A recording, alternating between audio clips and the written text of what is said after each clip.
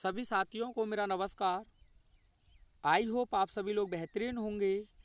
आज हम 2023 के लिए यूपी बोर्ड क्लास 12th एक हाफ ईयरली मॉडल पेपर देखेंगे और आप लोगों के बहुत सारे कमेंट भी हैं कि सर एक क्वेश्चन पेपर हम लोगों को प्रोवाइड कीजिए। तो इससे आप अंदाज़ा लगा सकते हैं कि आपका जो क्वेश्चन पेपर है वह कैसा रहने वाला है। तो इंटरफेस आपको कुछ इसी प्रकार का देखने को मिलेगा, जिसमें समय आपको 3 घंटे 15 मिनट इस क्वेश्चन पेपर को सॉल्व करने के लिए दिए गए हैं। पूर्णांक यह 100 अंक का होगा। नोट में आपको लिखा है कि जो शुरुआती 15 मिनट हैं वह प्रत्येक कैंडिडेट को क्वेश्चन पेपर रीड करने के लिए दिए गए हैं। यह जो निर्देश हैं इसके, उसमें पहला निर्देश है कि यह जो क्वेश्चन पेपर है 4 सेक्शंस में डिवाइड है। Section A, section B, section C and section D. अगला निर्देश है कि सभी सेक्शन से क्वेश्चन करना आपका अनिवार्य रहेगा। और थर्ड निर्देश है कि प्रत्येक क्वेश्चन के समक्ष उसके अंक उल्लेखित किए गए हैं। और अंतिम निर्देश है कि अपने आंसरों को लिखने से पहले क्वेश्चंस को बहुत सावधानी पूर्वक पढ़ें, और यह बहुत अच्छी बात है। तो सेक्शन ये आपका रीडिंग से है, जिसमें आपको टोटल 15 अंक के क्वेश्चंस पूछे जाएंगे। आप अच्छी तरीके से इस अनसीन पैसेज को पढ़ेंगे। अगर आप बहुत अच्छे से समझना चाहते हैं तो मैंने चैनल की प्लेलिस्ट बनाई है अनसीन पैसेज क्लास 12th, उसमें इस अनसीन पैसेज को मैंने बहुत अच्छे से डिटेल में आपको समझाया हुआ है। तो साथियों, इसमें आपका पहला क्वेश्चन है, why is early rising better than rising late, यानी कि जल्दी जागना देरी से जागने की अपेक्षा बेहतर क्यों है। तो सबसे पहले आपको इसी में से आंसर बनाना होगा। तो आप लिखेंगे अर्ली राइजिंग, उसके बाद is better than rising late, यानी कि जल्दी जागना देरी जागने की अपेक्षा अधिक बेहतर होता है। वहीं से क्वेश्चन पूछा है तो आगे आप जोड़ देंगे बिकॉज, क्योंकि। चलिए मैं पूरा लिख के ही आपको सॉल्व करता हूँ।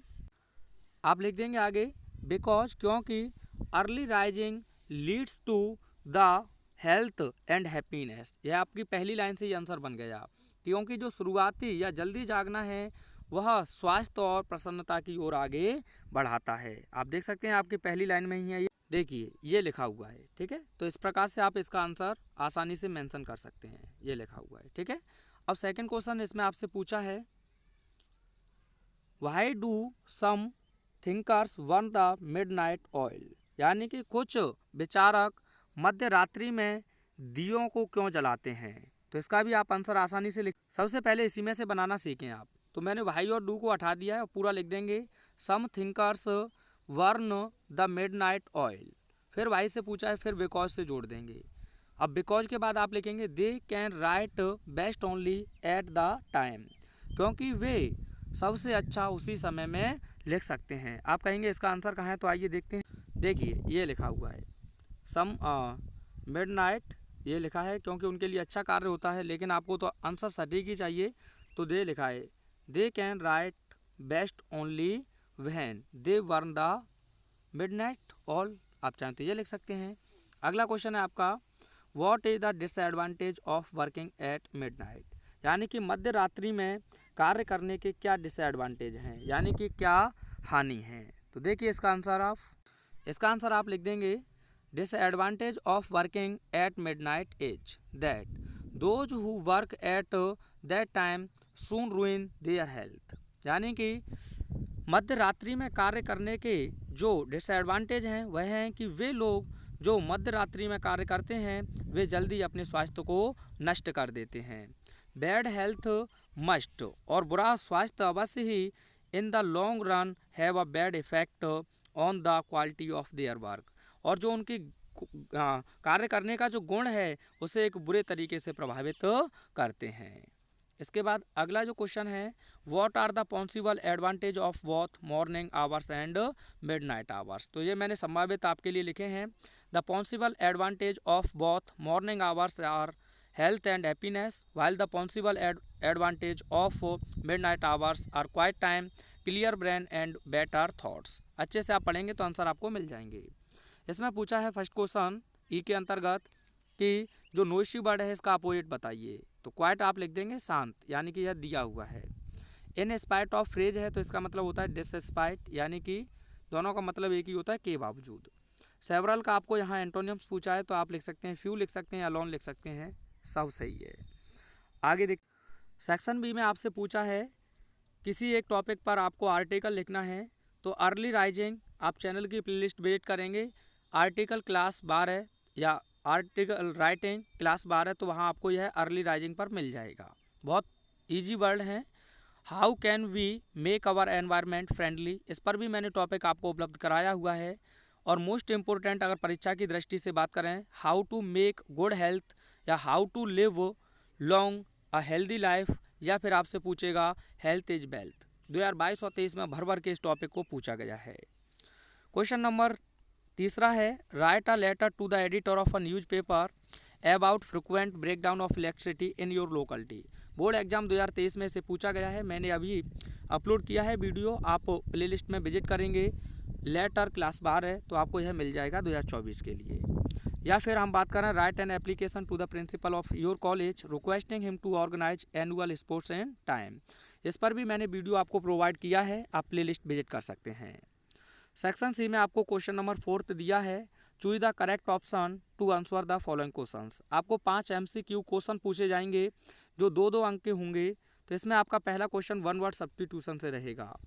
A foreigner who settles in a country is called, यानी कि एक विदेशी व्यक्ति जो किसी देश में सेटल हो गया है उसे क्या कहते हैं, तो उसे कहते हैं इमिग्रेंट, यानी कि प्रवासी।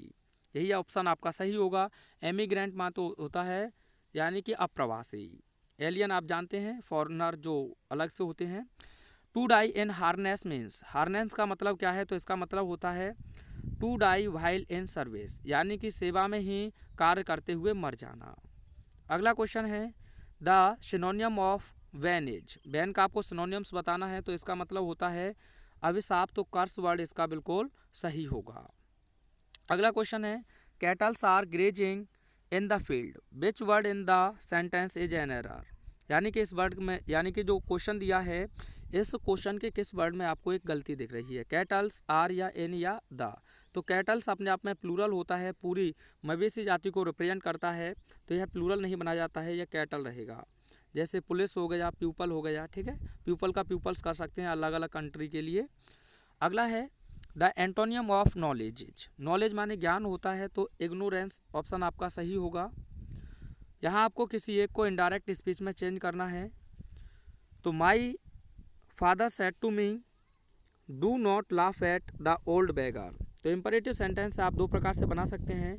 माई फादर एडवाइड me not to laugh at the old beggar, या फिर my father forward me, do not आप काट जाएगा, to laugh at the old beggar. आइए अगला क्वेश्चन है आपका, यहाँ लगता है एक क्वेश्चन कट गया है आपका, चलिए छोड़िए। कंबाइन करना है किसी एक को आपको, तो यह सिंथेसिस से है, you must work hard you will not get promotion. Simple sentence आपको बनाना है, तो you must work hard to get promotion, यानी कि आपको प्रमोशन पाने के लिए अवश्य कठिन परिश्रम करना होगा। सिंपल हो गया।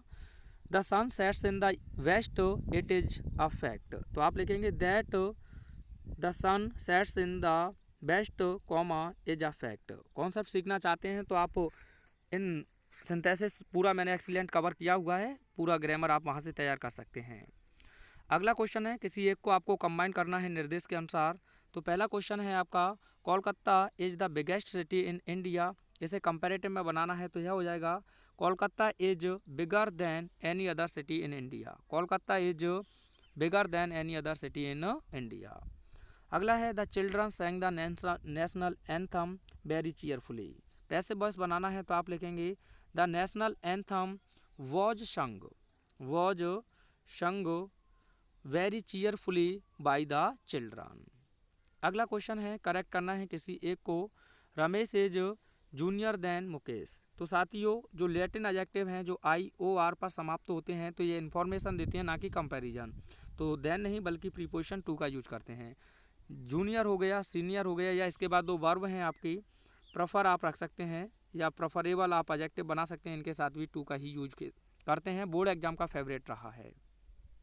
Sheeps are grazing in the field, अगर मैं बात करूं साथियों, शीप हो गया, डियर हो गया, ये सिंगुलर और प्लूरल दोनों फॉर्म में एक ही होते हैं, इनमें ऐसे या यस ऐड नहीं किया जाता है।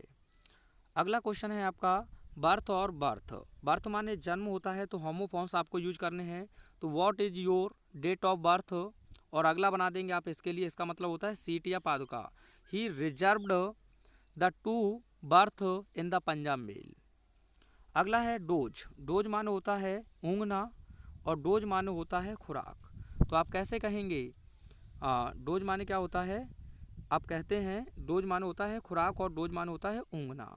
तो बना सकते हैं आप, यानी कि take she is dozing, she is dozing beside me, वह मेरे बगल में ऊँघ रही है। और डोज के लिए आप लिखेंगे take this dose on the time. यह आपका हिंदी टू इंग्लिश पैसे ट्रांसलेशन है, इसे मैं नेक्स्ट वीडियो में आपको कवर कराऊंगा। उसके बाद आपको क्वेश्चन नंबर 7 लिटरेचर से देखने को मिलेगा। तो ये क्वेश्चंस आप तैयार करना चाहते हैं तो मोस्ट इम्पोर्टेंट क्वेश्चंस मैंने 2023 के लिए आपको करवाए हुए हैं, आप वहाँ से जाकर विजिट करके तैयार करेंगे इन्हें, और मोस्ट इम्पोर्टेंट क्वेश्चंस हैं ये। उसके बाद आपको यह स्टैंजा दिया है, इनके क्वेश्चंस आपको सभी मिल जाएंगे। सेंट्रल आईडी आपको मोस्ट इम्पोर्टेंट 3 मैंने बताए हैं, वीडियो विजिट कर सकते हैं। और ये रहे आपके विस्तास यानी कि सप्लीमेंट्री रीडर से।